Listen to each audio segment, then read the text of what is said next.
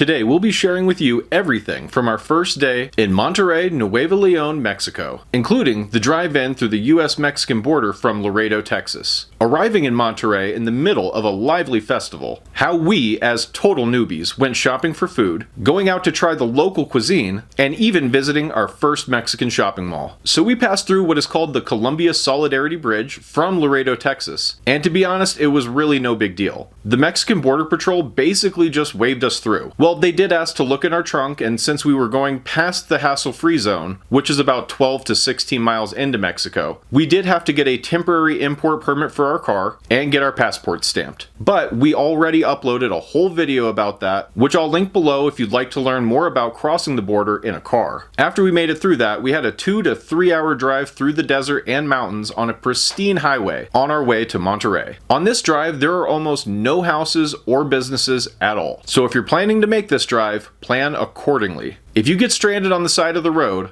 I have no idea how you could ever get any help, because we couldn't even get cell phone reception on this road. But as you're driving in, sometime just before you run out of gas, you should start to see the tops of some very large buildings. That's when you'll know you're almost there. Monterrey is a huge city with many skyscrapers and lots of traffic. So if you're from New York, LA, or any other big city, you should feel right at home. However, there are also lots of smaller communities surrounding Monterrey like Apodaca, Guadalupe, San Nicolás de los Garza, and many others. In these communities, depending on what day you arrive, there might be some really fun festivals, parades, or parties going on. If you get the opportunity to take part in something like that, I say go for it. Immerse yourself. Don't be timid. This is what you came for. But after you get to wherever you're staying, you'll probably still need to get some food and other essentials for your stay, which was definitely the case for us. Luckily, Monterrey is full of grocery stores and bodegas. So we went to a little store that actually has all the essentials you'll need to survive your first day, including snacks and alcohol.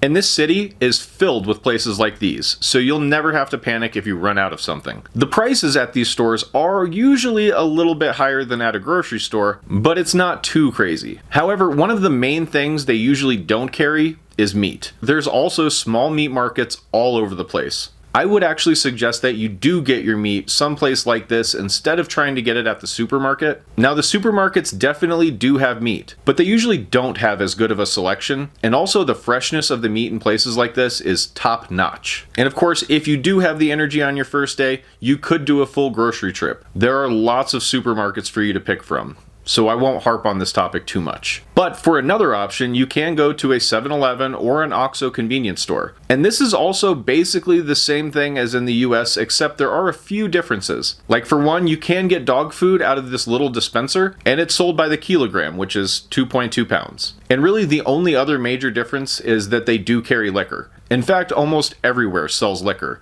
even the grocery stores. We wanted to see some of the sights, and we were already a little bit tired, but now that we've got everything we needed, so we felt like we didn't really want to cook for ourselves or anything. So we wanted to find somewhere to get a bite to eat. Fortunately, there are more places to get food in Monterrey than you could ever imagine. And we went to something called a fonda, which is kind of like a small diner, and ordered some chicken tortas, which were so good and very fresh. Just check out how they make these for us. I also got a papaya juice, and my wife got a mango juice, which they make in-house right in front of you. This was actually such an unforgettable meal for us, and everything was priced very affordably. The whole thing was only 230 pesos, and we thought they absolutely did not charge enough, so we just left 400 pesos, or a little over 20 bucks. And after that, we still had a little bit of energy, so we decided to check out one of the local malls, which ended up being a real eye-opening experience. These malls were undoubtedly better and more luxurious, bigger, and just better than any mall we had ever been to in the United States. I actually made a whole video comparing malls in the US to Mexico, which I'll link below. And if you're interested in seeing how Mexican malls put US malls to shame, you should check it out because the differences are shocking. By the time we finished checking out the mall, we were exhausted and ready for bed. So I'll leave it there. Please let me know in the comments where you're from, like the video, and subscribe.